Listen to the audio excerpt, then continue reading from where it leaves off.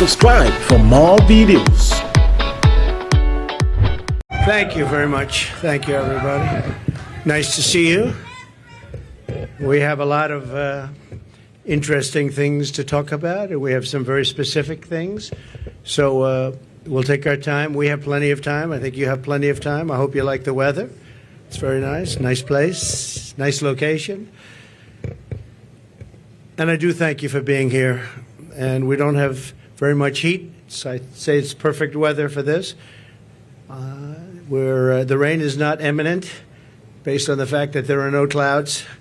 So it's really nice. It's really nice. And let's go over some big facts and some very substantial truths about where we stand as a country, because we're a failing nation because of the way it's been run for the last 3.5 years. We're a failing nation. People are coming into our country by the millions and millions and millions. We have no idea who they are, where they come from. But we're also a failing economy. Kamala Harris is a radical California liberal who broke the economy, broke the border, and broke the world, frankly. Very destructive to the entire world, because as we go, oftentimes the world goes. She destroys everything she touches, and if she wins, your finances and your country will never recover. You're never going to recover. A radical left person wants to put price controls all over the place, which will end up driving up your prices, not down your prices. Harris has just declared that tackling inflation will be a day one priority for her. It's going to be day one. But day one, really, for Kamala was 3.5 years ago. Where has she been? And why hasn't she done it? Why hasn't she done it? I hear her complaining all the time. She was the border czar, but she didn't do anything. It's the worst border czar in history. There's never been a border czar so bad. She's been unbelievable in terms of her badness to some of our allies, some of our great allies. You know who I'm talking about. Here is the record of economic calamity that Kamala is desperate for voters to ignore. She cast the tie-breaking votes that caused record inflation. She cast the votes. She's trying to blame Biden, as you know. So it was Biden, but I'm going to do a better job. But it was her. And if she wants to do a better job, she's still got 5 months left, right? But she can't do a better job because she doesn't know how to. And she's of a place in life where she wouldn't know what a better job is. Going to destroy our country. And as a result of Kamala's inflation price hikes, they've cost a typical household a total of $28,000. These are numbers coming from government. They're not coming from me. $28,000 she's cost a typical household. Kamala's inflation nightmare continues to cost the average American family $1,100 every single month. $1,100. Again, government numbers. You're paying $148 more a month on food. That's every month. Average family, because Kamala and her ideas, and Joe Biden too, I mention him, but he's sort of gonzo. It all started with the debate. I should have been a little bit easy. Somebody said, your debate performance was horrible. I said, why? Because you forced him out of government. But I believe she'll be just as bad. I believe she's maybe in many ways going to be worse, because he wasn't really a radical left, but she is. She's real. He wasn't real. So I think she's going to be, in many ways, easier to beat than Joe Biden. What they did to him was disgraceful, by the way, and it really is a threat to democracy. It was a coup by people that wanted him out, and they didn't do not the way they're supposed to do it. $129 more on energy and $241 more. This is all per month on rent. So you have that, $148, $129, $241, and then many other increases. You add it all up, it's thousands and thousands of dollars that she and he have cost people. The cost of a typical monthly mortgage has doubled since I left office, and that number was about 3 months old from government, and now it's tripled. We had mortgage rates at around 2%, close to 2%, and they're now at 10%, and you can't get a mortgage. So That means it's a lot higher than 10%. I guess it is whatever they want to give over the money, and that's a lot more than 10%. So when you think about double, they've actually quadrupled or more than that. Think of that, quadrupled, which really kills the American dream for young people. Young people are being devastated by what they've done to our country. Grocery prices have skyrocketed. Cereals are up 26%. Bread is up 24%. Butter is up 37%.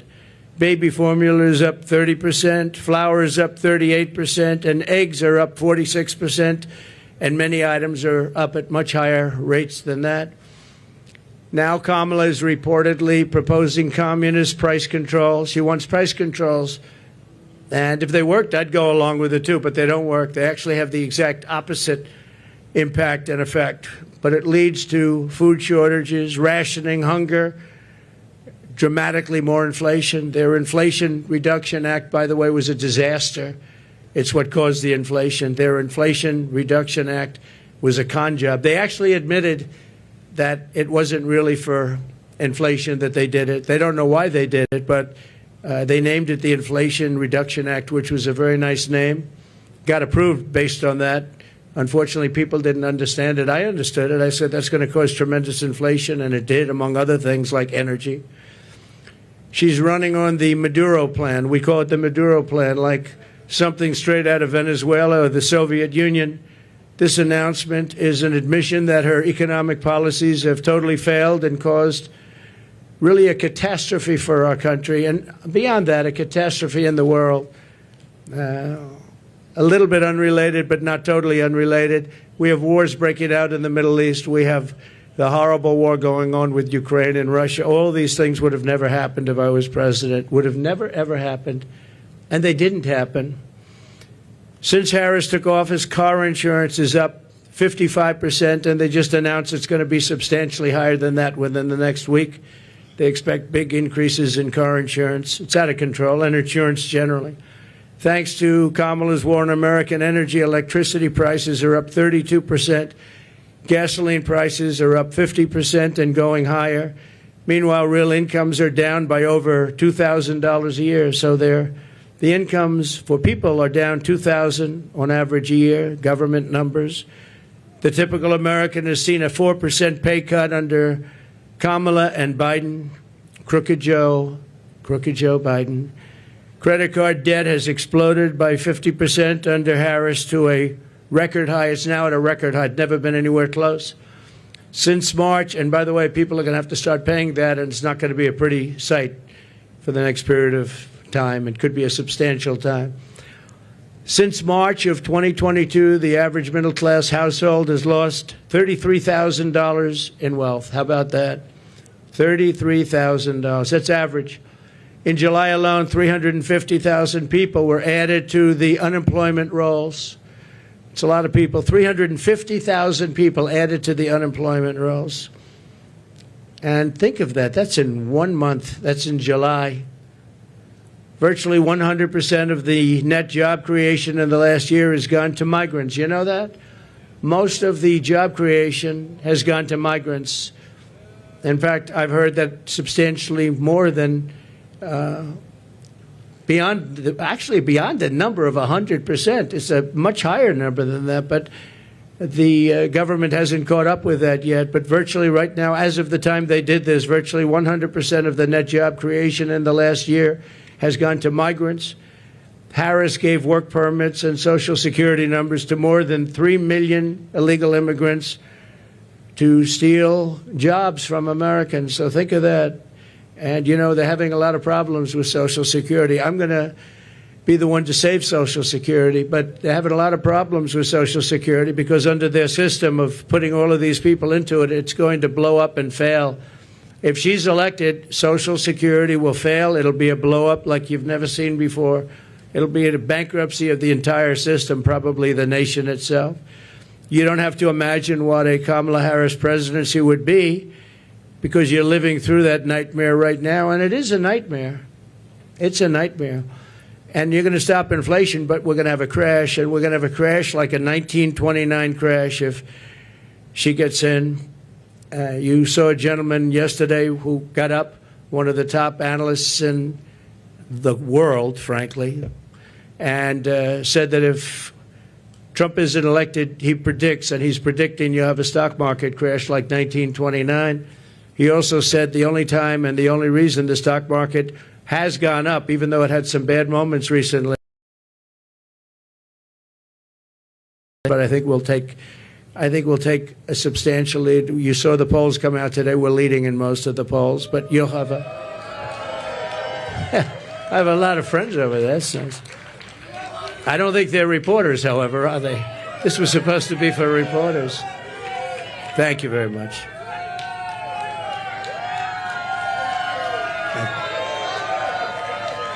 Thank you very much. When I left office, I handed Kamala and crooked Joe Biden a surging economy with no inflation. The 30-year mortgage rate was around 2%. Gasoline had reached $1.87 a gallon. We actually had many months where it was lower than that, but we hit 187, which was a perfect place, an absolutely beautiful number. Real income surged by more than $4,200 a year when I was president. Harris and Biden blew it all up. And if Kamala wins the election, the worst is yet to come. You'll have a real problem in the future because people don't respect her in the world. People don't respect her in the economy.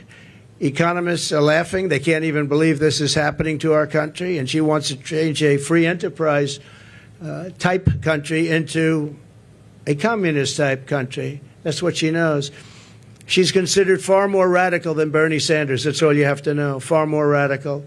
And she picked somebody that's far more radical than Bernie Sanders. He approved a bill recently, tampons in boys' bathrooms. He wants tampons in boys' bathrooms. It's terrible. It's terrible. But that's the person that she picked. Surprising pick to me. I was shocked.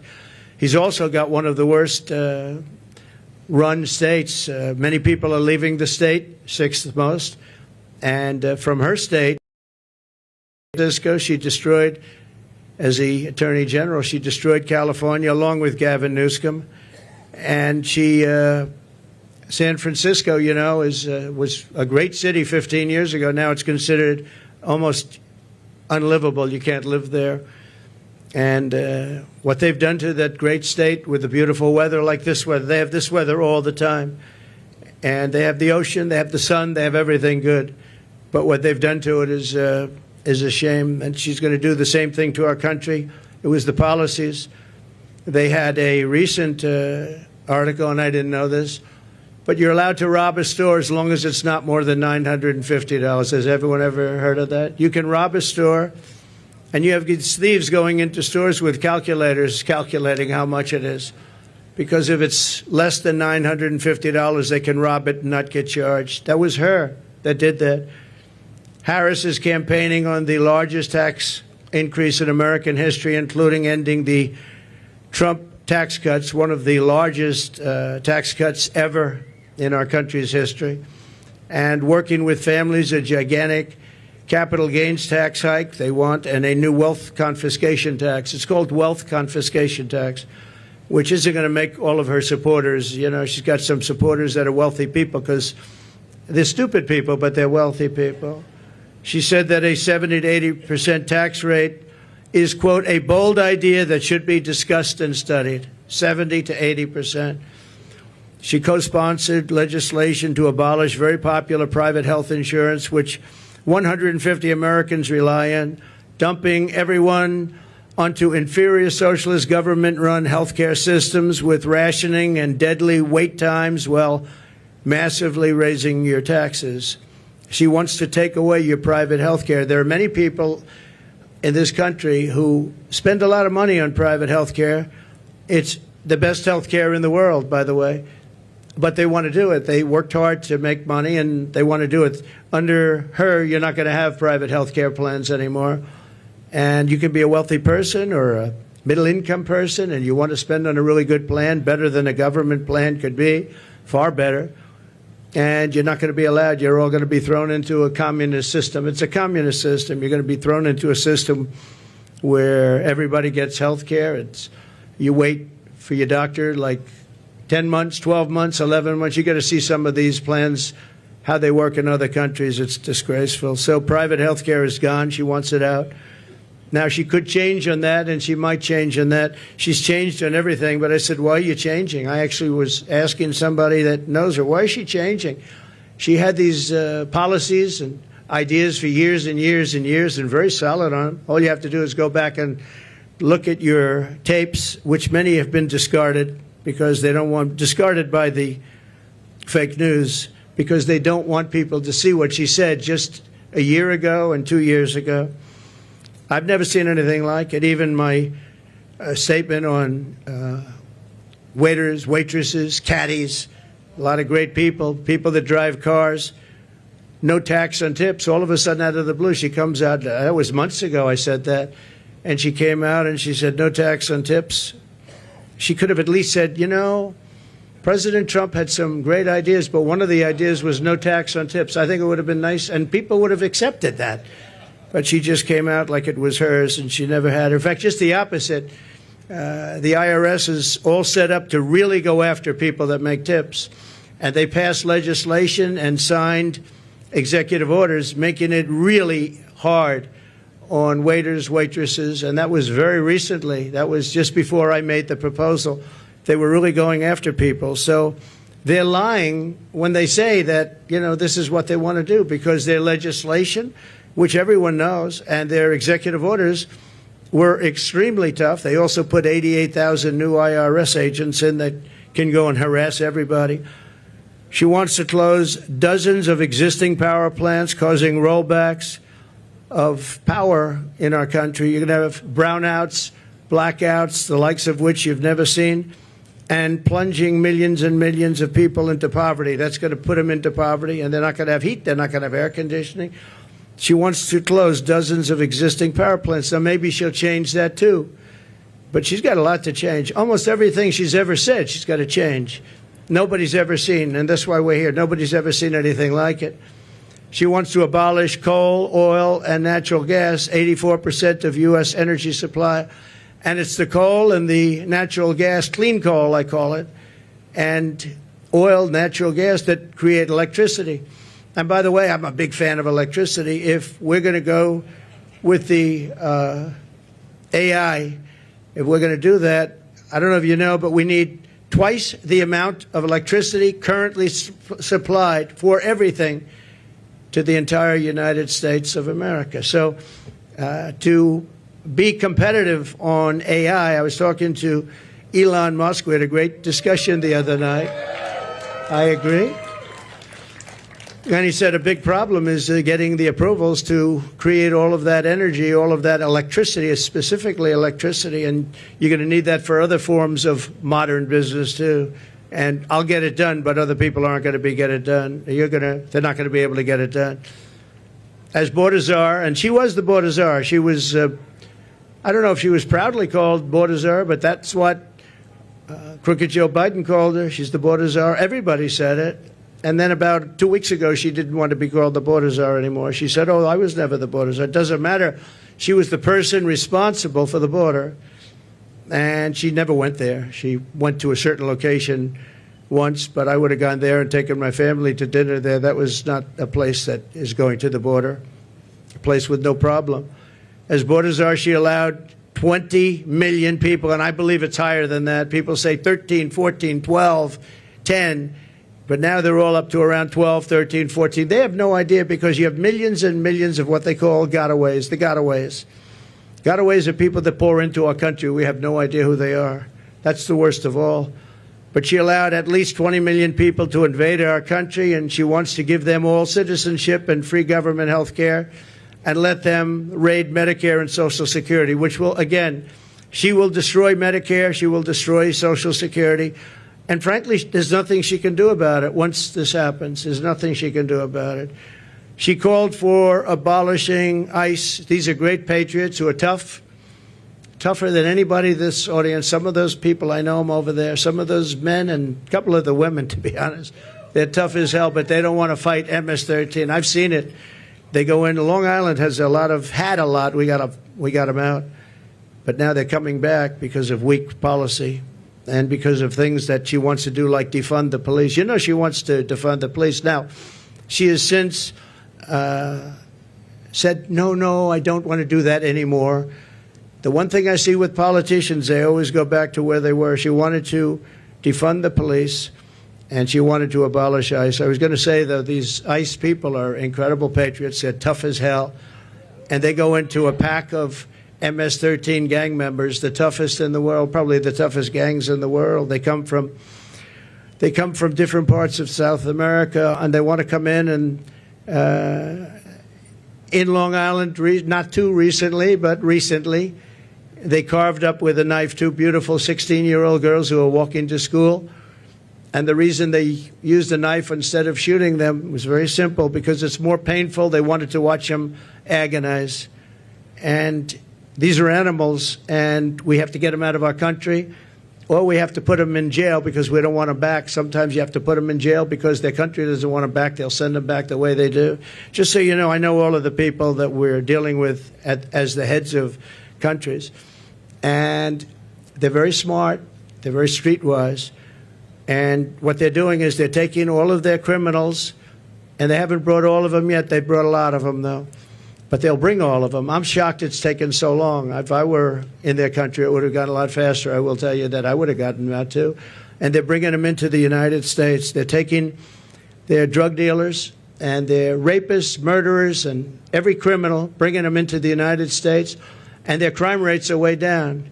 They're bringing people from mental institutions and insane asylums into the United States, and their population for the mentally ill is way down. They're in the United States. They're dumping them in the United States. They're driving them through a border that's totally open.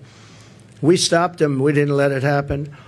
And when I first came into office, you know the story, that President Obama at the time had no way of getting them back. And I said, I want to get all of the MS-13 in particular out of our country, bring them back to where they came from. A general said, sir, that won't be possible. Why? Because they blocked the airports, they blocked the roads, they blocked everything. You can't do it. I said, so they're making a concerted effort? Yes, sir, they're making a concerted effort. We can't do it. They put planes on the runway so we can't land the planes, sir.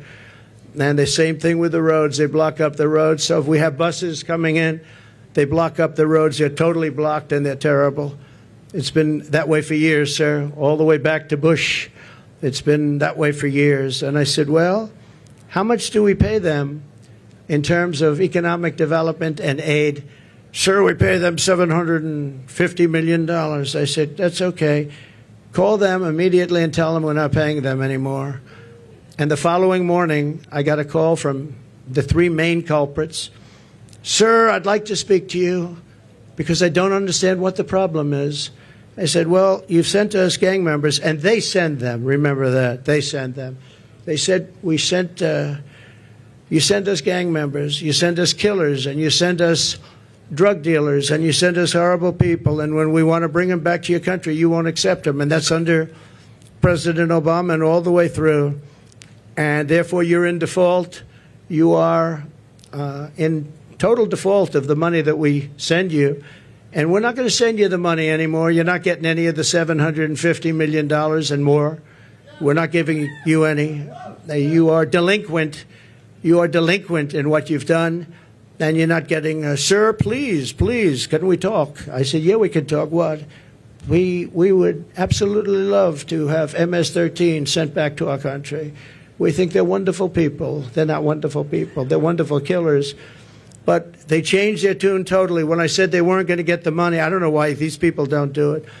And the $750 million now is billions of dollars because Biden increased it very substantially. He thinks by sending them money, they're going to send fewer people into our country. How stupid is that?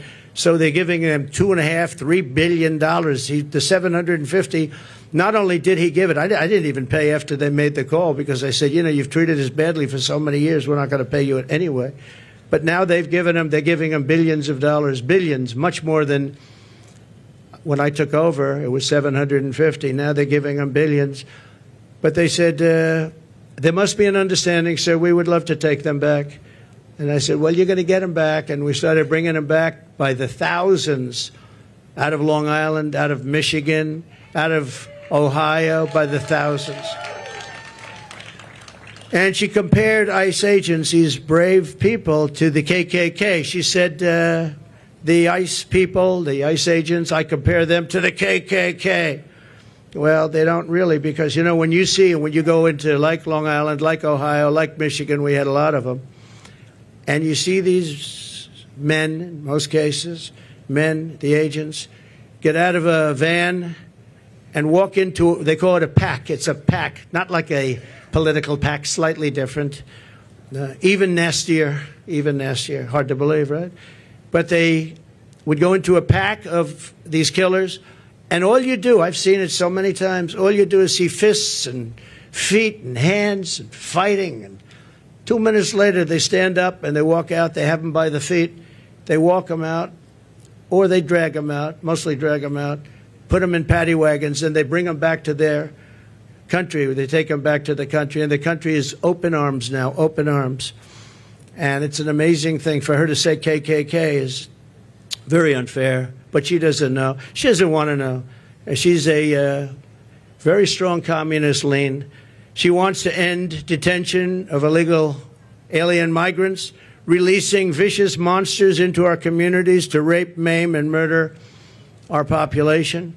She endorsed the funding the police and no cash bail nationwide. She was the original no funder. And the only thing Kamala Harris can deliver is horrific inflation, massive crime, and the death of the American dream. She is in favor of the death of the American dream because everything she does really stops. Any one of these items stops the American dream. We want our youth to go back and dream of being successful, someday being really successful and employing lots of people, and you can't get up early enough. I gave up that life for a life of politics. I gave up all of these beautiful places that I have all over the world for a life of being abused by the fake news media. And yet I would do it again. Somebody asked me the other day, would you do it again? I said, absolutely. Why would you do it? Why would you put yourself through? They go after you. They weaponize government. You have to deal with crooked judges that are after you and crooked prosecutors. And the New York court system is vicious and totally biased and, frankly, totally crooked. Why would you put yourself through? I said, because we're going to make America great again. That's what we're going to do.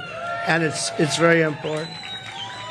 So when I win, I will immediately bring prices down starting on day one. We will end Kamala's war on American energy, and we will drill, baby, drill. We're going to drill, baby, drill. That's going to bring down prices of everything because energy brought it up. When they went away from my policy, they quickly went back to it, but by that time it was too late. They lost control. But they've gone back to it, and if they win the day after the victory, they'll stop with all the drilling. But they went back to it because prices were going through the roof. They were going really bad, and that's what caused our inflation, and that's what destroyed the lives of many Americans.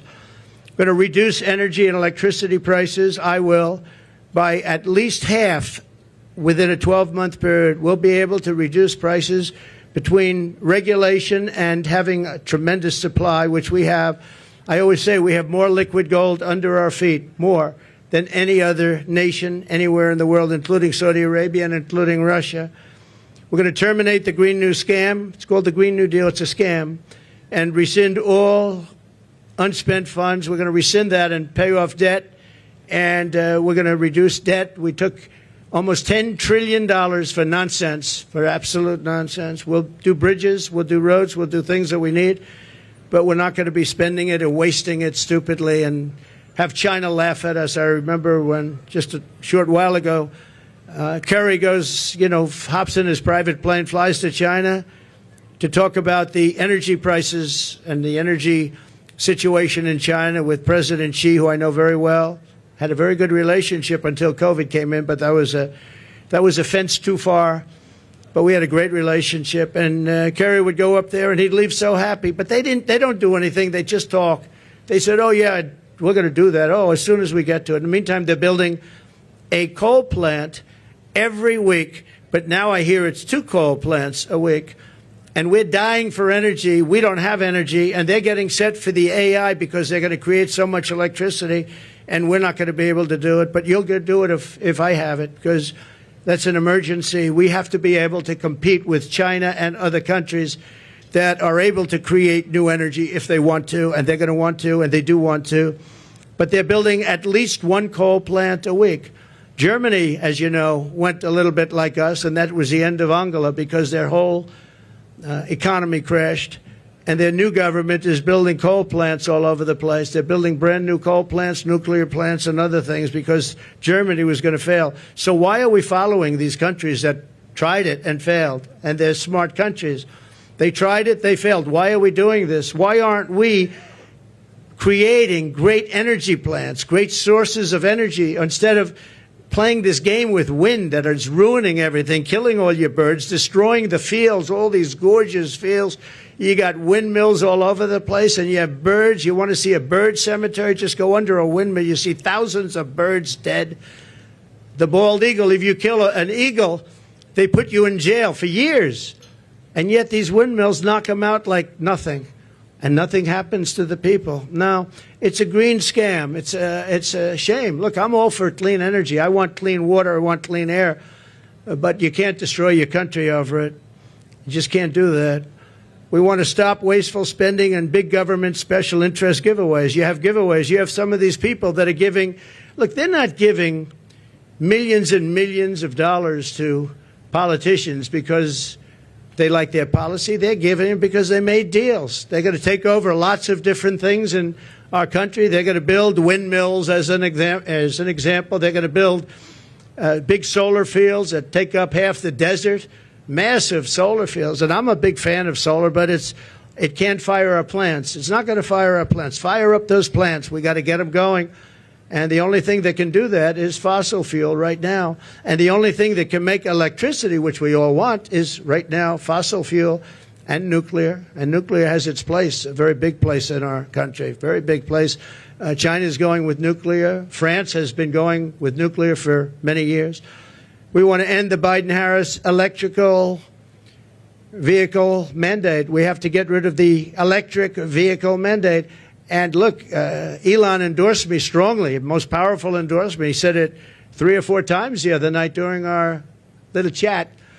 But a chat that was very well listened to and attended. We know that, right? It broke every single record, I think, in history. And he's a great guy. But I told him, I said, you know, I have one problem. I'm all for the electric car, but it's a very small percentage. I think the electric car is incredible. I think what you've done is incredible. But people are going to want, some people are going to want gasoline-propelled cars. They're going to want hybrids. They're going to want other types of cars. And Elon, you know, they're going to have to do that. And he understands that fully. And I think he was amazed by this electric vehicle mandate. They want it for trucks, too. If you do it for trucks, you're not going to have any. You talk about a supply chain problem. A truck going from New York to Los Angeles, if it's electric, will have to stop 6 times for long periods of time. If you have diesel fuel, it goes all the way, and you can even come a piece of the way back before you have to reload. And with diesel, the truck gets lighter because you're using up the fuel. With the electric, it stays at a heavy weight. An electric truck is 2.5 times heavier than what we would call our traditional trucks. And a man from a company said to me, you know, sir, I've been buying trucks. For 50 years, I've been buying them, and every single year they got better and bigger and stronger and more powerful and more efficient, more fuel efficient. And now we build apartments in the truck, sir, and you would be proud to stay in those apartments. And then I say, I don't know if I would. But I know exactly what he meant. Those big, he said, it's incredible, the trucks. I said, who builds the best truck? He didn't tell me. He said, they all do. You have 4 companies, 5 companies. They all do, sir. They build great ones. He said, but for 50 years, they got better. Every year, I started off with 1 truck. I said, how many trucks do you have now? 27,000. I said, 27,000, and all big ones. He's the biggest. This is the biggest. He said, for 50 years, I've been buying, and every single year, they got better, more efficient, stronger. He said, if they make us buy electric trucks, we will go back 70 years because the truck is worse than the one we had 50 years ago. And he said, I won't partake in it. They want the truckers, the trucking industry to do that. One other thing, the truck is heavier and the battery is much larger than the tanks. And the battery would take up about half of the payload. Think of that. But just as importantly, the battery and all that goes into electric is much heavier The truck it weighs 2.5 times more than a normal truck fired up by diesel. And he said, if that's the case, sir, you would have to rebuild every single bridge and road in America because the weight is so enormous. It wouldn't be able to go on the bridges and all of the different weight-bearing roads in America. I said, did you explain this to the people? I mean, you know, a 5-year-old child, if he was hearing these things, it doesn't go far. It takes too much room. You don't have any room left for anything. It's almost the whole thing would be carrying a battery. Does anybody explain this to these people? We do explain it. They know it very well. At the end of the meeting, they say, we don't care. Just start making your electric truck. We're not going to do it. We're not going to do it, he said. So we're going to repeal all that. We're going to repeal Kamala's regulatory onslaught, saving households an estimated $5,000 a year at a minimum. The massive tax cuts and no tax on tips. We're going to make sure it gets done. She's not going to get it done. She didn't hear about it until I said it, and then she went out and she went and did it. And the other thing, no tax on Social Security. We're not going to have seniors who have been decimated by inflation pay tax on Social Security, and we'll get through it through growth. We have tremendous growth potential in this country, but not with these people running it, because all they're going to do is take away, and they want to take away your growth and your growth potential. Again, I say it all the time, we're a nation in decline. We're a failing nation. Right now, we're a failing nation, and we're going to soon be a great nation again. That's going to happen. Another thing we're going to do, having to do with a lot of reasons, a lot of things, and the economy in particular, we're going to seal the border. We're going to stop the invasion. We're going to send the illegal aliens back home. We're going to bring down the cost of health care and housing. We're going to make sure that Social Security is not going to be increased in terms of years where people have to wait much longer. I mean, we have an obligation to take care of these people. And just so you know, I didn't do it in 4 years. I never even thought about doing it in 4 years. And they probably don't want to do it, but they're going to have no chance. They're going to have no choice, because a lot of the people that are coming in are being signed into Medicare. They're being signed into Social Security. And it's just going to explode. And it's going to happen very fast, and it's going to be very ugly. It's not going to happen with us. We're going to open up tracts of federal land for housing construction. We desperately need housing for people who can't afford what's going on now. And when we open it up and we take off some of the restrictions and regulations, you know, in California, 50% the cost of a house is regulations. They have to adhere to regulations that bring the cost of the house up by 50%. We're going to bring back our supply chains to stop costly supply chain disruptions. We have tremendous disruptions. I have it all the time, and I think you do too. We order things, and I keep saying, well, when's it getting here? Sir, there's a supply chain disruption. And, I mean, you end up getting stuff like 3 months late now. I don't know, all these geniuses over here, I think we can say that. I'm not sure that you're necessarily as much into it, but they are. And I will say that very often, we have problems with supply chains where I'm waiting for things for weeks and weeks. And I say, by the way, whatever happened to it? Supply chain, sir, it's not coming in. And it's a terrible thing. Nobody ever thought a thing like that would happen to our country. We're going to restore peace and stability all throughout the world. And you all know Viktor Orban. He's the Prime Minister of Hungary, and a very tough man. He's a good man, but he's a tough man. And they asked him, what do we need to stop all of the wars with Israel? What do we need to stop the wars in Russia and Ukraine and all the other wars that are starting? He said, when President Trump was here, we had no wars. We didn't have Russia lining up at the borders to go and attack Ukraine. We would have never had Hamas, because Hamas had no money, because Iran had no money. I said to China and everybody else, if you buy from Iran, you can't do business in the United States. And I'm not looking to be bad to Iran. We're going to be friendly, I hope, with Iran. Maybe, but maybe not. But we're going to be friendly, I hope. We're going to be friendly, but they can't have a nuclear weapon. They can't have a nuclear weapon. And we were all set to make sure that they don't have a nuclear weapon, because once they do, it's a whole different world. It's a whole different negotiation. But Viktor Orban said, if you put Trump in, nothing's going to happen. Everyone's going to be peaceful, because they were afraid of Trump. Now, I don't like saying that I said that, I would say maybe they respected Trump. But he said they were afraid of Trump. They didn't know where he was coming from, and they were really afraid of him. They're not afraid of these people. And being afraid isn't so bad, but I would say more importantly, they respected me. But he didn't use that word. He said they were afraid of Trump. And we would have not had any problems with China and Taiwan. We wouldn't have had any problems with Ukraine and Russia. We wouldn't have any problems with anything. But we will stop inflation. We will make America affordable again. And we're going to bring back the American dream. We have all these young people. They're coming out of schools, colleges, everything else. And they're not going to have the American dream. They don't even think about the American dream. Right now, they just think about survival. And I just want to end by saying we have tremendous potential in this country. We can do amazing things, and we can do them fast. We have to get the criminals out. We have to get them out immediately and fast and tough. We're going to rely on our local police. Our local police law enforcement has been so incredible. And they know. Somebody said, how will you get them out? How will you know? The local police know the name and serial number and middle name and last name and where they come from of every single bad guy that's come into our country. And we're going to rely on local police, and we're going to make sure that they have immunity from prosecution because, frankly, our police are treated horribly. They're not allowed to do their job. You know that better than anybody. They're not allowed to do their job. If they were allowed to do their job, we wouldn't have cities that have crime rates. You look at Chicago. On the 4th of July weekend in Chicago, think of this. 117 people were shot and 17 died.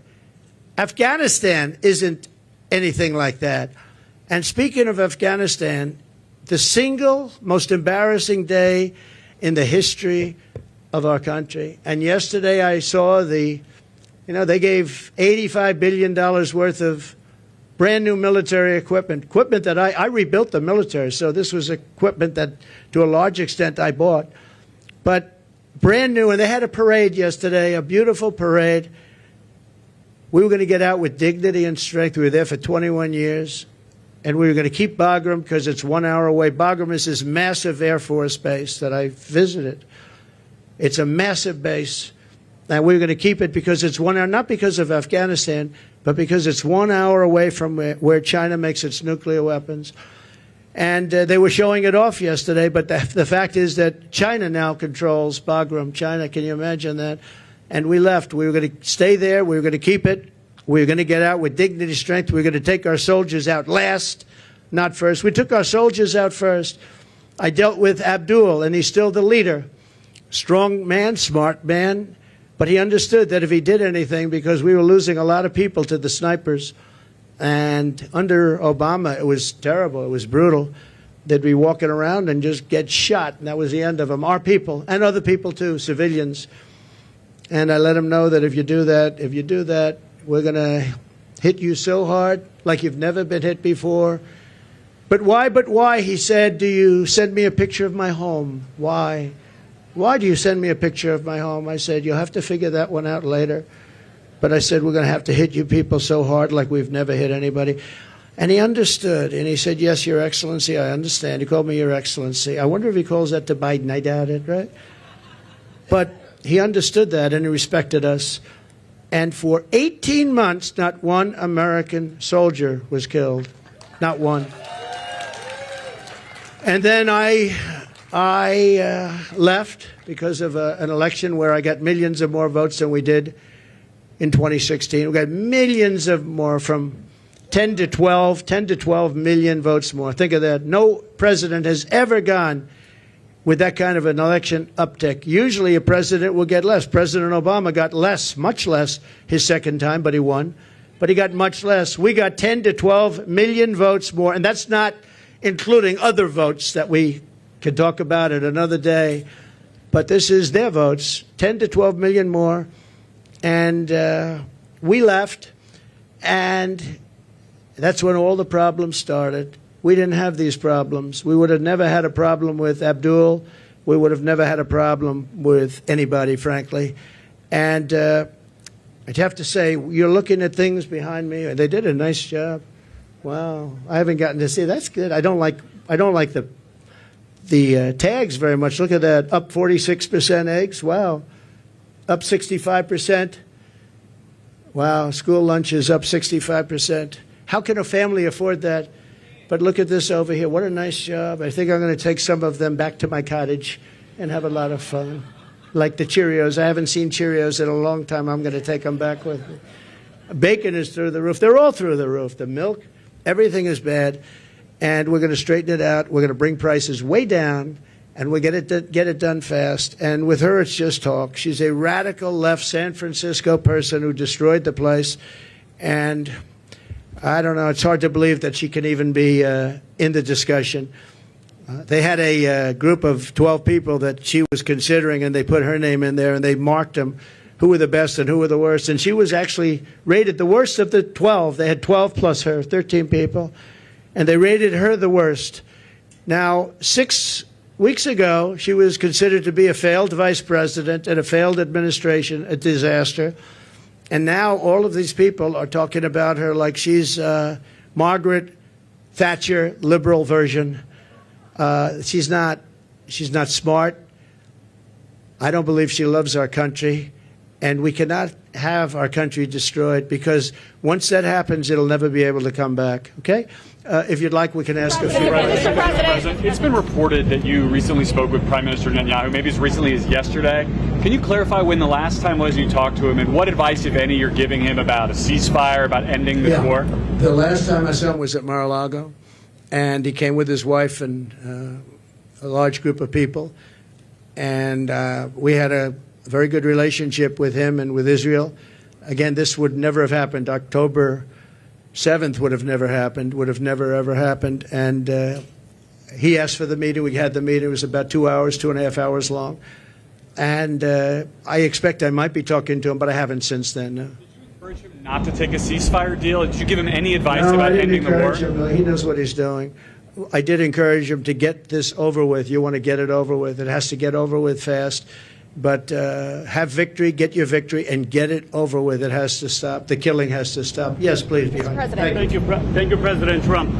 You've spoken very passionately about how God saved your life. And I'm wondering, have you put much thought into why God saved your life? As in, for what purpose has he been shielding and protecting you?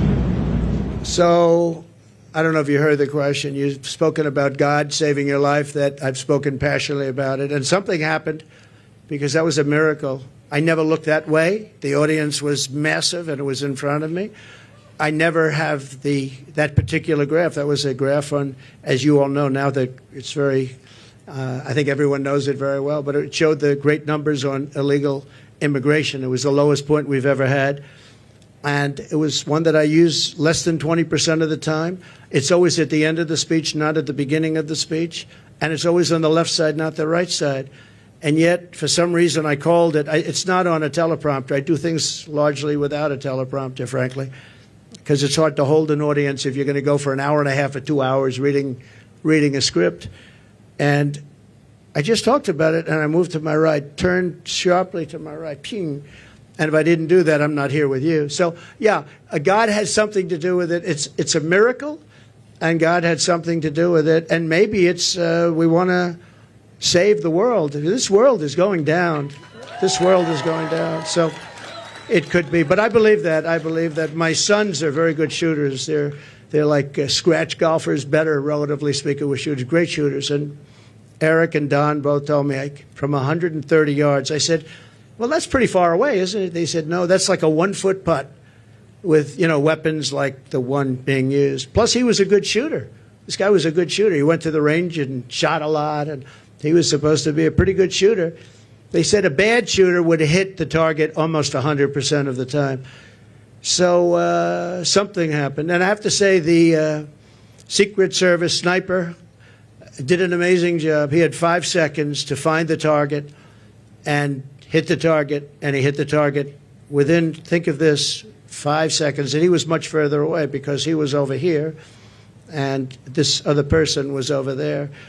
So you have to give credit. And I have to also say about the Secret Service, when I was hit, I knew it because when I touched, there was blood pouring all over my hand. I said, I guess I know what that is. And I was going down for protection. And they were screaming, get down, get down. There was bullets. And those Secret Service guys were, and person Kate, They were on top of me in a matter of, I think, 3 seconds. It was time dead. And bullets were coming out. I would hear the bullet. I didn't realize you could hear it, but now I know very well. Those bullets were going right over my head. They were there and very brave. There was nobody that said, I'm not going to be going there. They just, they were there very quickly, and they were very brave. There were mistakes made, obviously. He shouldn't have been up there. The roof should have been taken care of, and there were mistakes made. There's no question about it. But there was a lot of bravery also. We have to remember that. Okay, thank you very much. Brian? Thank you. I'm going to talk about credit card debt for just a second. You've got all these items. It reached a record. It's a record. Credit card. 48% up. And many families going into debt just to pay for groceries. Yeah. What's your message to Americans right now that you can make America affordable again? Well, I would say my message to them. So he said, credit card debt is at the all-time high. It's never been like this. What's your message to America? How are we going to solve that, and what will they do? You know what I think they should do? They should, on November 5th or sooner, if it's early voting, which largely it is, which is ridiculous. We should have one-day voting, paper ballots. We should have voter ID, and we should have proof of citizenship, because people are voting and people are going on now without citizenship. But we should do it, and maybe we'll be able to get that done too. It's one of the things I want to do. But my message to them would be very simple: vote for Trump, and we're going to fix the problem. We're going to get it fixed. We'll get it fixed. Follow-up question, yes, if I could. Kamala's been promising on day one, I'll do this. And for basically 4 years, she's promised this day one. Yeah. What will you do on day one to turn this country around? So she is saying when she gets in, she's in now. And especially with Biden, because, I mean, he's not in the best of shape. But you know what? She's in there now. She can do anything she wants. And she's still saying, if you elect me, I'll do this, I'll do... Why didn't she do it? Here's my one question. It's the easiest question. Because she complains about everything. Why didn't she do it? That's all I ask. On day one, we're going to drill, baby, drill, and we're going to close the border, and we're going to let people come in, but they're going to come in legally. They're going to come into our country legally. But on day one, we're going to do many things. You know, I can do a lot of things at one time. But the questions often is, what's the first thing you're going to do? I would say we have a tie. We're going to close the border. We're going to stop the millions of people coming in, and we're going to take all of the criminals that have come in, and we know every one of them. I know. And the local police know better than anybody else. They're going to work with us. I've spoken to a lot of the sheriffs, every police, virtually every law enforcement group in America has endorsed Trump. I don't think anybody's endorsed Kamala. Not one. I don't think anybody's endorsed them. And you know that better than anybody. In Florida, all over California, they've endorsed me. We have the relationship I have with law enforcement. And these are great people, and people that we have to really cherish and respect and let them do their job and protect them. And you'll always have a bad apple in everything. You have bad apples as reporters. That I can tell you many. I'd say about 80%. But you're always going to have bad apples. But you have very, very few when you look at it. Very, very few. You have to let them do their job. You have to protect them. But basically, we're going to drill, baby, drill. We're going to get the energy prices down almost immediately, and we're going to close the border, and we're going to get the crooked ones out, the bad ones out, and we're going to let a lot of people come in, because we need more people, especially with AI coming and all of the different things, and the farmers need, everybody needs. But we're going to make sure that they're not murderers, killers, drug dealers, and the kind of people that we have largely coming in right now. Okay? Mr. President, many of your allies who want you to win in November say your current strategy isn't working, that you need to stop with the personal attacks on Kamala Harris and deliver a more disciplined message. Do you agree? And also, you added more people to your campaign today. Yeah. Is that a sign of a shifting strategy? No, I think it's a sign of we want to close it out. We have great people. Susie is fantastic, as you know, and Chris is fantastic. They're leading it. Corey Lewandowski's coming in. He'll be, personal envoy, or he'll be at some level. They're going to be, they're doing a great job. Look, we've taken, with all of the abuse we've taken from the fake news media, all of this horrific abuse we take, and all I want to do is make the country good. All I want to do is have strong borders and good education. We want to have choice for education. So important, so many different things. You would think it would be the other way. We rebuilt the military. We did so many great things. But that's the way it's been for Republicans, and I guess more so for me than anybody in history, and that's okay, because we're leading in the polls. For the most part, we're leading in the polls. We were leading Biden by a lot. We're leading now, but I think when she's exposed, I think we're going to beat her by a lot more than we would have beaten Biden by, because he had a little group of people that have been voting for him for a long time. She doesn't have that. People don't know who she is.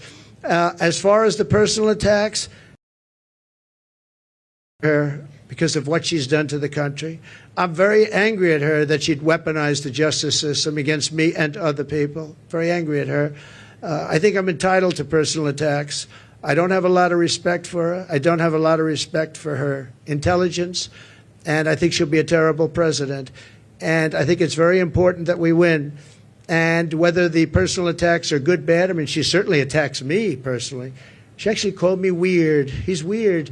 It was just a soundbite. And she called J.D. and I weird. He's not weird. He was a great student at Yale. He went to Ohio State, graduated in 2 years, at the top of his class, and all of these different things. And we have this guy that's running a very failed state, who's had a terrible career. I mean, you have him saying they're weird. No, he's a weird guy. And she's weird in her policy. Who wouldn't want to have strong borders? Who doesn't want to have lower taxes? You know, all my life I've watched as politicians campaigned, and I've always been on, for the most part, on the other side, on the side that these people are on.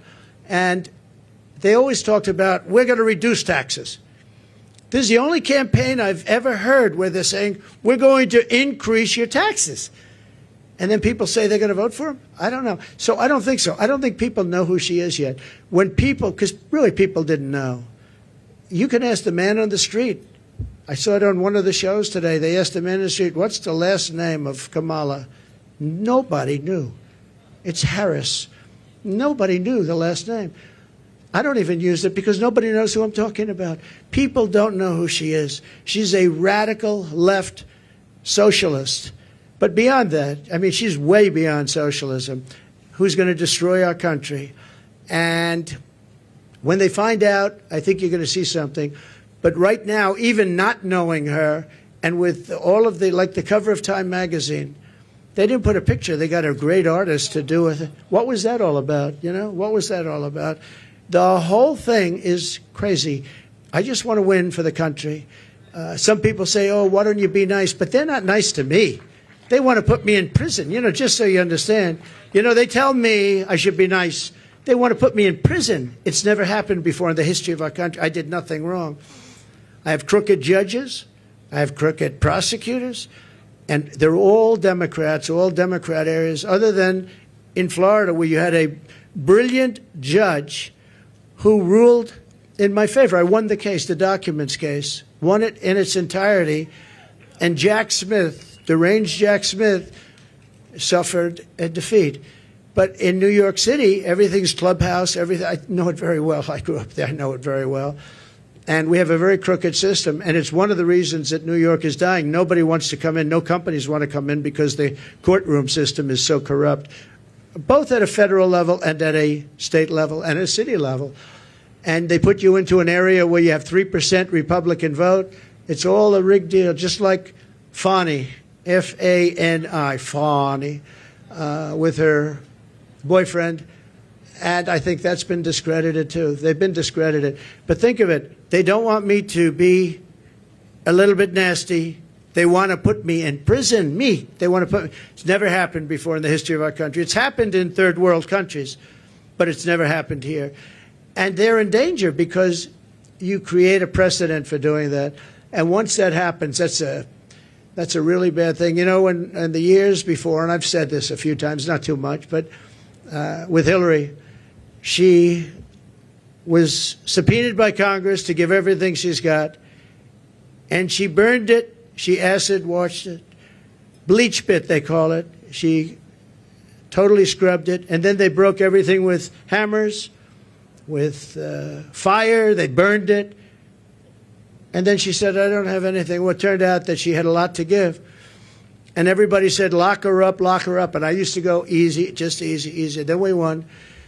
And I said, wouldn't it be terrible? And I lose. Some people are upset when I did this, but you have to look at it maybe differently now. I say, wouldn't it be terrible to put the wife of the president, former president of the United States, into a prison? Now think of that. Hillary Clinton, she was Secretary of State. She was the wife of a president of the United States who used to be a friend of mine before I ran for politics. He was a friend of mine. Used to play my golf course all the time. I have a great golf course right next to their home in Westchester. He used to be there all the time. It was his favorite course. But you know what? I could have done that very easily. She was so guilty. And I said to my people, wouldn't it be terrible to put, I don't know, wouldn't it be terrible to take, and we won the election, wouldn't it be terrible to take a former Secretary of State who was the wife of the President of the United States and put her into a prison? But that's what they want to do with me, and I did nothing wrong. It's all crooked politics and really crooked judges. You know I have a gag order? Do you know I can't even talk about it right now? Do you know that I have a judge who has a gag order? He doesn't want me to talk. And the reason he doesn't want me to talk is because what I say is so devastating and so horrible for him. But think of it. I have a gag order. There's never been a politician in history, I mean, probably for any politician for a city council office. I'm the leading candidate to be president. I won virtually unanimously. I beat everybody. It was the quickest primary in history. There's never been one that was done so early. I had people that were very talented people, and I beat them by 45, 50, 60, 70, 80 points. There was never a close race. Nobody was even close. Good talent. They weren't close. And I'm running against the Democrats. So it's a two-party system, whether we like it or not. Republican, I'm the Republican, and I'm leading. But let's say I'm tied, but I'm leading. I believe I'm leading by a lot more than people think, and I believe we'll be leading by a lot more. And I have a judge who put a gag order on me. So when you ask me a question, or when you ask me a question, I can't give you an answer, because if I give the answer, they want to put you in jail. He said, we'll put him in jail if he talks beyond the gag order. And this is in a state where, unfortunately, the laws have been very bad, and they haven't been upheld by the appellate divisions generally. Although I have one case where we a certain judge, I won't use names, but the Attorney General case where we won 5 appeals on the same case, the most ever trial. It was a ridiculous, horrible decision where you have a very, very biased voting population and a judge whose hatred of Donald Trump was beyond belief. And we won the case, but he ruled a ridiculous amount of money, civil case, ruled ridiculous. Now, this is what they're doing is interference with an election. They want to interfere. Look at the one thing they want to sentence right before the election takes place. Let's sentence him, because who's going to vote for him if we sentence him? Let's sentence him right before. No, this is interference with a presidential election at a state level, and it's a state that always goes Democrat. It's interference, and as you know, the Supreme Court ruled recently on immunity, and I'm immune from all of this stuff that they charge me with. But isn't it a terrible thing? And yet Hillary Clinton, when it came time to make a decision, I said, I don't want to put the wife of the President of the United States in prison. I want the country to come together and to be unified. And here it is a few years later, and these people say, let's put him, why? Because I challenge an election? Because I want to challenge an election, or some other reason?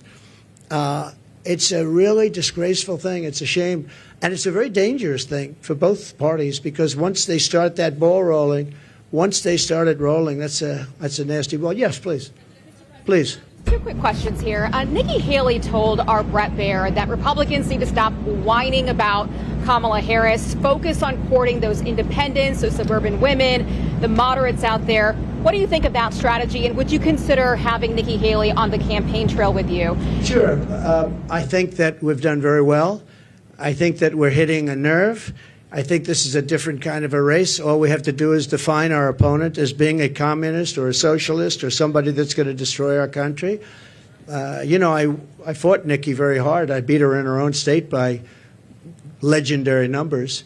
And I get along with her fine. I appreciate that she endorsed me and all of that. No, I think that I think relatively to what they're doing and how radical they are and how in many ways how sick they are, I think I'm doing a very calm campaign. I mean, we're here. There's no shouting.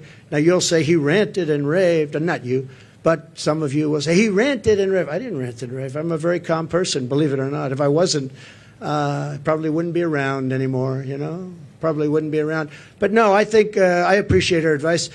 I have to do it my way. You know, I ran against her, and I did it my way. People said I should maybe do it a different way, but I won in South Carolina by numbers that nobody's ever seen before. You know, it wasn't even close. And I think she's a good woman. I'd love to have her support. Yeah, she gave me support, but I'd love to have her go around and campaign. Quick follow-up on the economy. You mentioned this in your remarks. Vice President Kamala Harris wants to put a ban on price gouging. Do you think that the federal government should be responsible for determining food prices? Well, not only responsible, they probably can't do it legally, and that will drive up prices. She wants no fracking. Now, she may go and change that. I think she's already changed it. But she wants to have no fracking. I want no fracking. But for her whole life, she said that. No fracking. Then about, I don't know when, a couple of months ago, all of a sudden when she started looking at polls, remember this, she all of a sudden says fracking. I don't think I won Pennsylvania, and I did much better the second time. I won it in 2016, did much better the second time. I know Pennsylvania very well. I don't think there's any way in hell that somebody that's intelligent living in Pennsylvania is going to vote for somebody that basically will eventually end fracking, end fossil fuel. So whether it's Oklahoma or Texas or Pennsylvania, a big energy state, people don't realize that 350,000 people work in that industry. But maybe more importantly, they don't want to pay $9 a gallon for gasoline. So, no, I think that she's made statements. I don't know how you get out of it. I don't know how you can say for 10 years there'll be no fracking. I mean, we have tapes of her laughing at the stupidity of the question. Of course I'm not going to allow fracking. Then all of a sudden, a few months ago, she comes out in favor of, oh, yes, I'd allow fracking. I don't think anybody in Pennsylvania will be. I think she's going to do very badly in Pennsylvania. You have to frack. We need the energy, and Pennsylvania needs the jobs, but Pennsylvania needs the energy also. That energy is going to support our new system for AI and all of the other modern things that need massive amounts of electricity and energy, massive. So it's a very good question, actually. But we have to unify as a country. We have to come together, and I think we can. You know, I get that question oftentimes, and I used to think maybe there's no way because, you know, some people want a border, some people don't want a border. Most people do want a border. But there's such a difference in people.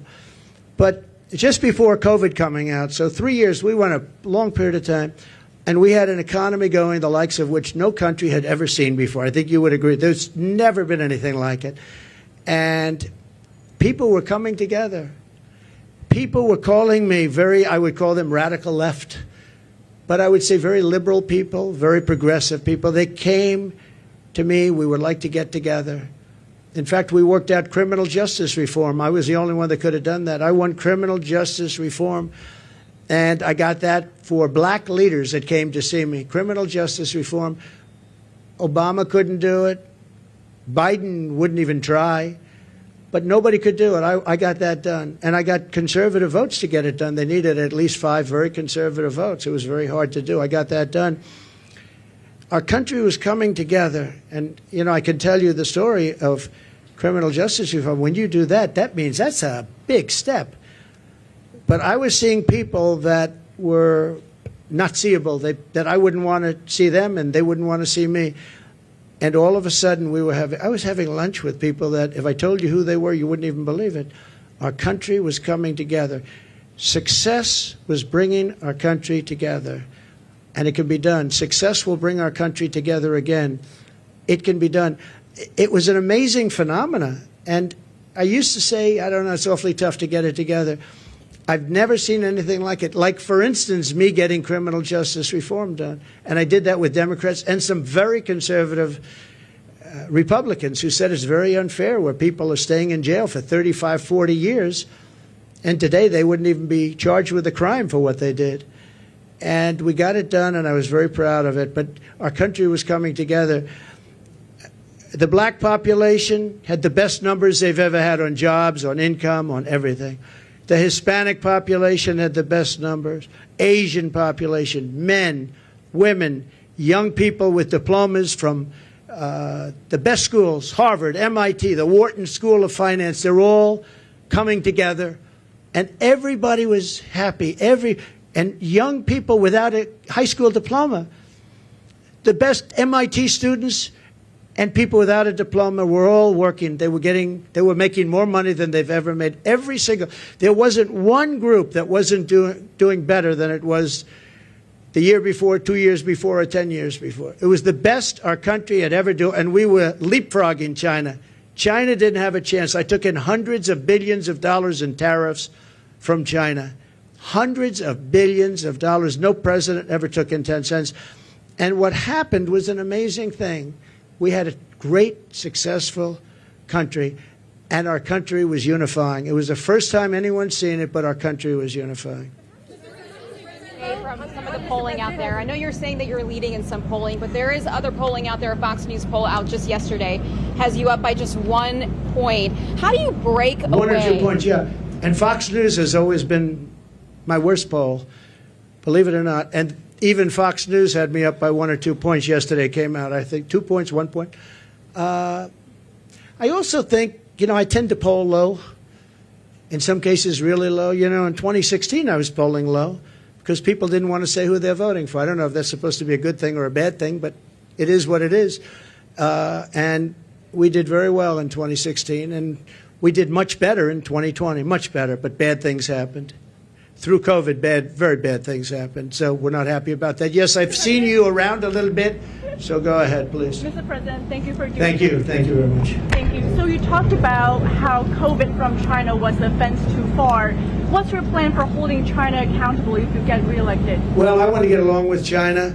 I had a great relationship with President Xi. We made a fantastic trade deal, $50 billion of farm products and manufacturing products they had to buy here, and they were adhering to it. They don't adhere to it anymore because they don't respect Harris or Biden. But as you know, we signed a trade deal with China, and it was actually better than even the USMCA. It was a great trade deal. China had to buy $50 billion, not $15 billion, not anything else, $50 billion. And it was a great trade deal. I think that that's one of the underrated things. I think we'll have a great relationship with China. I hope we're going to have a great relationship. But it's got to be a fair relationship. China was taking advantage of the country for years. But so was every other country, in all fairness to China. Every single country was taking advantage of the United States. I can't think of one country where we were doing better than them. Japan was taking, Abe was my dear friend, one of the great men, great leader. But all of these countries were, I used to say, who signs these agreements? It's amazing that we economically survived because we had such bad negotiators or people were getting paid off. I actually looked at some deals. I'd say nobody could be so stupid to sign a deal that's so one-sided. Whoever made this deal has been paid off. And then I'd look into it a little bit, and all of a sudden he's working as an agent for that country 3 years later, 5 years later. Now, we changed a lot of those deals. South Korea, we changed the South Korea deal. We made it from a horrible deal to a good deal. I changed the Japan deal. But I made a great deal with China. They had to buy $50 billion worth. They never bought anything like that. In fact, it was a misunderstanding. When I said the people were negotiating, what number are we talking about? They said 15. I thought they said 50. So when they came back to me, they said, sir, we're all set to get it going. I said, good, what's the number? 15. I said, you told me 50. Why are we going down to 15? They said, no, we said 15. I said, you told me 50. Actually, I heard them wrong. They said 15, but I heard them wrong. So I said, go back and get 50. And we got 50 instead of 15. And it was great. You know, I really think that we can have a great relationship with China. We can have a great relationship with a lot of countries that right now. One of the things with China, I know as much as any country, but all of the countries. The one thing is they have to respect you. If they don't respect you, and I was very tough in countries like Japan, and yet Abe, who was a great man, assassinated, horribly assassinated. He was a great man. He was a great leader. But I believe, and I was very tough on him. I was very tough on Russia. Russia, I was probably the toughest. I ended Nord Stream 2. I ended the biggest deal they've ever done, the biggest pipeline in the world, the biggest. All of Europe was going to be supplied by Russia. And I ended the deal. It was dead. And then Biden comes in and approves it. And they say, oh, I was nice to Russia. No, Putin actually said to me one time, if you're supposed to be, like, friendly with me, I would hate like hell for you to be angry at me because you are brutal. Think of it. Not only that, the sanctions, but forget the sanctions. I ended Nord Stream 2. The pipeline was dead. And then Biden comes in, and he got $3.5 million, in all fairness, from the mayor of Moscow's wife. Remember that? During the debate, we brought it up, and Chris Wallace, who's not the father, there is no resemblance between him and Mike Wallace, that I can tell you. He said, you shouldn't be talking about that. I said, why not? They got the family, $3.5 million from the mayor of Moscow's wife. Why wouldn't I talk about that? He wouldn't let me talk. I said, I'm negotiating against two people, not one. I turned out to be right because a year later, that was a big scandal. Why did he get $3.5 million? But Biden approved immediately the pipeline in Russia, Nord Stream, and he killed the Keystone XL pipeline, 48,000 jobs. He killed it. He did the exact opposite of what he should have done. Yes, please. I know you had your hand up. Nice to see you. Thank you, Mr. President. Thanks for taking my question. You referenced your conversation with Elon Musk earlier this week. I want to ask you about that. You praise how he treats workers, saying they go on strike and you say that's okay, you're all gone, so every one of you is gone. Are you really comfortable with companies threatening to fire workers who go on strike? Well, no, I want companies to get workers that are going to love them and work for a wage that lets the company make a profit so they can go and expand. In that case, they moved, as you know, they moved the company from California, Elon, from California to Texas because they were able to get things that California wouldn't give. And I did ask him one question. You're moving a very big company out of California that's been there for years into Texas. Did the governor ever call you and say, like, let's work it out because we don't want to lose you? And he said he never called. Governor Newsom, he never called. And you would have thought, if I were governor of California and if Elon or anybody else, they have oil companies leaving, I would be calling. But no, Elon wants to run an efficient company, and if he has to he got rid of a lot of people on X or former Twitter. A lot of people gone, and it still works. It still works. So you got to run the company productively, and there are going to be a lot of jobs around. I want it so that a person doesn't get lucky and find a job. I want a person that can look for 10 jobs, and all 10 companies want them, and you negotiate much more than you'd get by doing what you just suggested. So, he's a strong man. He's a strong guy. He's a brilliant guy. And he wants to get the best he can, and he wants to get the best workers. He pays a lot of money to a lot of his workers. It's, to a certain extent, supply and demand. But ultimately, that's what's going to lead to a great country. So. Just to follow up on that really quickly, because some people took at that as you saying that you would be comfortable with companies threatening to fire workers. Sean O'Brien, who spoke at the Republican National Convention, saying that firing workers who are wanting to organize or striking is economic terrorism. So just to be clear, that's something that you are well, not that's not. Yeah, they weren't organizing against Elon. He let them go because he was having a lot of problems in California. They were making it impossible for him. In California, what they were doing with the taxes and everything were making it impossible for him. And Sean O'Brien's a great guy from the Teamsters you're talking. Yeah, Sean is great. I think Sean would understand it better than anybody.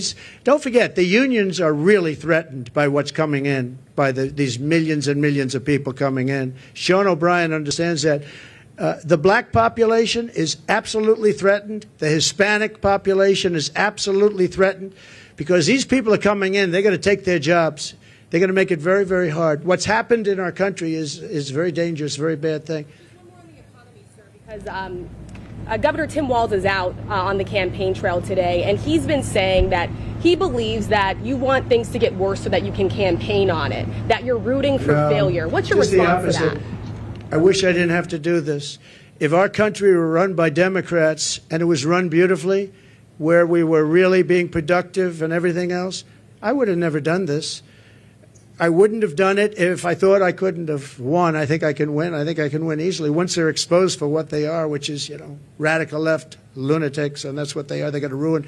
She's going to ruin our country. Going to ruin our country. And I just hope the people of our country, and I believe they are because I see it already happening, but I hope they are able to think for themselves, because if they think for themselves, if they look at the destruction that's going to be caused by Kamala and this person from out of nowhere, he came out of nowhere, a state that I love that state, but a state that's doing so poorly, where he's the one that signed in tampons in boys' bathrooms.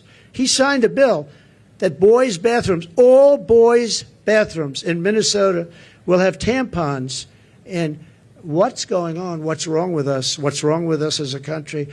So no, I would, if we had somebody doing a phenomenal job, I would be extremely happy. What I want to do is I want to see, even the last few months, I hope the country does really well, even though it would make it probably a little bit harder to win. I hope the country does really well. It's country first. I want our country to do great. If they were great leaders, I would be the first to say they're doing a fantastic job. Thank you all very much. I appreciate it. Thank you. Thank you very much. Thank you. Thank you. Thank you very much.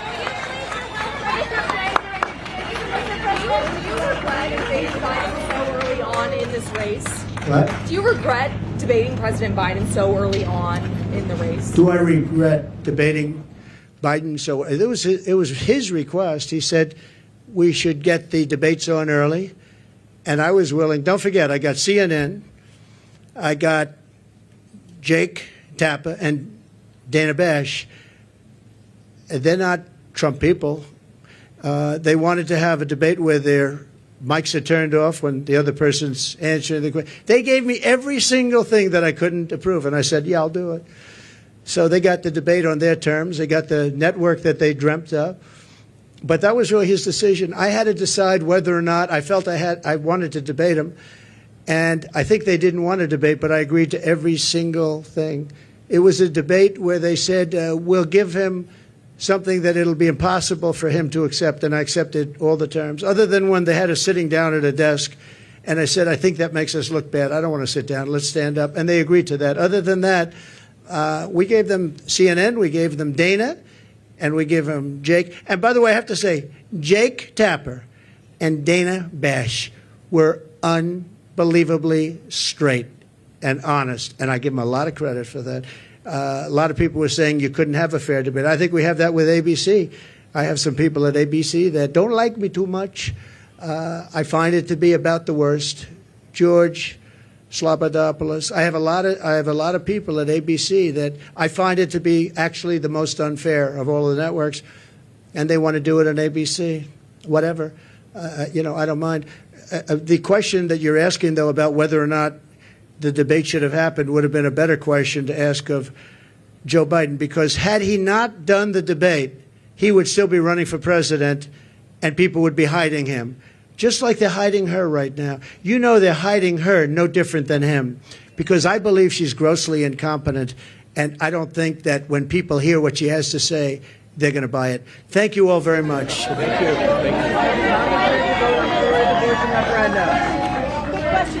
Thank you. Wheaties or Cheerios? Which one are you taking? I want them too. Which one are you picking? What happens to all these groceries? She's 100 years old. She wants my autograph. I think we should do it. Go do it. Yeah.